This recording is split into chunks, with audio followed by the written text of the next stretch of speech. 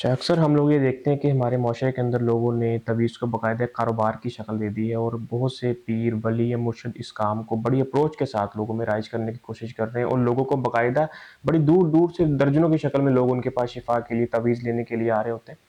تو اگر کوئی شخص تویز کو بدعت یا ناجائز قرار دے دے تو کیا وہ ان پیر، ولی یا مرشد کا گستاخ یا مرتکب گستاخی کا مرتکب کہلائے گا؟ نہیں، اس میں تو جو اس چیز کو شرک قرار دیتا ہے وہ تو اس عمل کو بتا رہا ہے کہ یہ رسول اللہ صلی اللہ علیہ وسلم کی احادیث کی روشنی میں اس عمل کی حیثیت یہ ہے،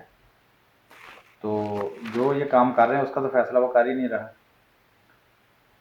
عبداللہ بن مسعود رضی اللہ عنہ جب اپنے گھر میں آئے دیکھا کہ بیوی کے گلے میں دھاگا پہنا ہوا ہے یا یہودی سے دم کروا کے پہنا تھا،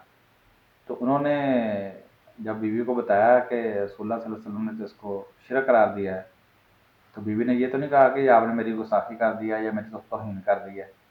ہوں۔ تو اس کی یہ گستاخی یا توہین کے زمرے میں نہیں آتا، بلکہ جو لوگ حق کو بیان کرتے ہیں، حق کی تبلیغ کرتے ہیں، وَتَوَاصَوْا بِالْحَقِّ کا فریضہ ادا کرتے ہیں، انہوں نے تو یہ کام کرنا ہی کرنا۔ اہل علم کا کام ہی ہے کہ وہ انذار کریں والے يُنذِرُ قَوْمَهُمْ إِذَا رَجَعُوا إِلَيْهِمْ، کہ یہ اہل علم کی ذمہ داری ہے کہ اپنی قوم کے اندر انذار کریں، یعنی قوم کے جو اعمال ہیں، جو ان کی نظریاتی حیثیت چل رہی ہے، ان کو بتائیں کہ یہ اس کی بد انجامی کیا ہونے والی ہے، دنیا کے اندر بھی اور آخرت کے اندر بھی۔ تو یہ کسی کی گستاخی نہیں ہے۔ رسول اللہ صلی اللہ علیہ وسلم جب لوگوں کو حق کی دعوت دے رہے تھے، صحابہ کا دعوت دے رہے تھے، تو یہ نہ تو قوم کے حق میں یہ گستاخی کے زمرے میں بات تھی، نہ قوم کے اکابرین کے حق میں کوئی گستاخی کی بات تھی۔ یہ تو سراسر ان کی نصیحت اور ہمدردی کی بات ہے کہ یہ لوگ